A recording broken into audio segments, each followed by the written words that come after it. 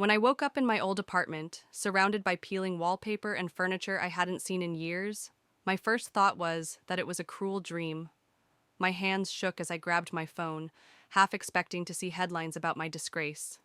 Sophia Lane, tech prodigy, arrested for fraud.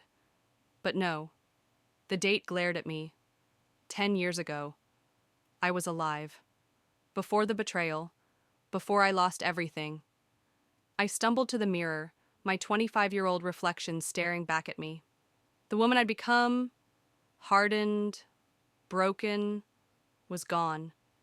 In her place was a younger version of myself, naive and hopeful. My mind raced. If this was real, I had another chance. And this time, I wouldn't let them destroy me. The first step was to sever the rot before it spread. My fiancé, Daniel Ward, had been the architect of my downfall. Sweet words and a dazzling smile had masked his hunger for my company, my money, my life. He thought I didn't know better. He was wrong. That evening, over dinner, he leaned across the table with his trademark smirk. "I've been thinking, Sophia, we should merge your company with my father's. It's the smart move, gives you stability, and we'd be unstoppable, together." I almost laughed. The same line. The same trap. "No," I said, cutting my steak with deliberate precision. His smile faltered. "No, you haven't even thought it through." "I've thought it through, and I think it's best if we end things." The shock on his face was worth every ounce of heartache he'd caused me in my past life. I left him stammering excuses as I walked out. For the first time in years, I felt free. But Daniel was just the first domino. The real threat was Emma Blake, my best friend, or so I'd thought. She had been the one who sold my secrets to Daniel, helping him dismantle my company piece by piece. This time, I would dismantle her first. I scheduled a coffee meeting with her the next day, smiling as though nothing had changed. "Emma, I've been thinking about expanding. What if I brought you on as a partner? We could build something amazing together." Her eyes sparkled with greed. "You'd trust me with something so important?" I returned her smile. "Of course, you're like a sister to me." And so I fed her scraps of false plans, leading her into a web of my design. While she was busy chasing decoys, I secured key investors and patent protections for my real project. By the time she realized the trap, it was too late. I'd outmaneuvered her at every turn, leaving her humiliated in the business world she sought to dominate. But revenge wasn't as clean as I'd imagined. Each victory came with a hollow ache. I had no one to share my success with, no one I could trust. Until Lucas Gray entered the picture. He was a venture capitalist, with sharp eyes and sharper instincts. I'd seen him in my past life, but back then, I'd been too blinded by Daniel to notice him. Now he saw through my guarded exterior, challenging me in ways that left me unsettled. "You're brilliant, Sophia," he said one evening after a heated negotiation. "But you wear your vengeance like armor. Who are you underneath it?" I didn't have an answer. The days turned into weeks, and my empire grew. My enemies fell one by one, but the victories began to feel less satisfying. After my confrontation with Daniel, he spiraled into mediocrity. Without my company to leech off, his father's business stagnated, and his influence waned. Emma, on the other hand, fought back harder. She launched a smear campaign accusing me of unethical practices, but I had learned from my mistakes.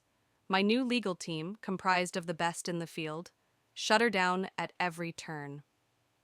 Still, her persistence gnawed at me.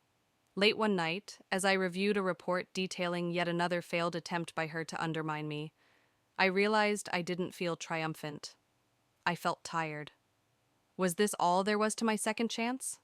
A cycle of vengeance and empty victories? It was Lucas Gray who made me confront that question. Over the months, we had formed an uneasy alliance. He had a way of cutting through my defenses, and though I hated to admit it, I respected him for it.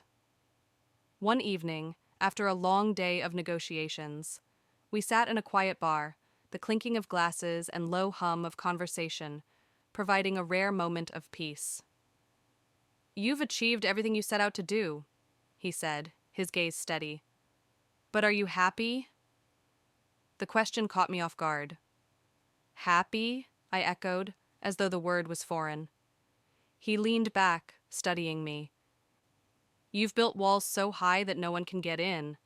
Not Daniel, not Emma, not me. What's the point of winning if you're alone at the top?" His words lingered with me long after we parted ways. He was right, of course. My life had become a fortress, impenetrable but isolating. I had driven away Daniel and Emma, but in doing so, I had also distanced myself from everyone else. I decided to make a change. My first step was to mend relationships I had neglected in my previous life. My younger brother Ethan Lane had always looked up to me, but in my ambition, I had pushed him aside. This time I reached out to him. Over dinner, I listened as he spoke about his dreams of becoming an artist, something I had dismissed in the past. "You're really interested in this, aren't you?" I said, surprising him and myself. Ethan's face lit up. "I've been working on a portfolio. I'd love for you to see it." For the first time in years, I felt a genuine connection. It was a small step, but it mattered. Next, I turned my attention to my team. In my previous life, I had kept them at arm's length, trusting no one fully. This time, I made an effort to foster collaboration and transparency. I organized regular meetings, genuinely listened to their ideas, and celebrated their achievements. Slowly but surely, I began to build not just a company, but a community. Meanwhile, my relationship with Lucas deepened. He challenged me in ways no one else could. One evening, as we walked through the bustling streets of London, he turned to me with a rare vulnerability. "You know, Sophia, I admire you. Not just for your brilliance, but for your resilience. But I wonder, have you ever let yourself be vulnerable?" I hesitated. Vulnerability had always felt like a weakness, a chink in my armor. But with him, it felt different. Safe. "I'm trying," I admitted. He smiled. "Good. Because I think there's more to you than vengeance. I see it in the way you've started to rebuild, not just destroy. There's hope in you, Sophia. Don't lose it."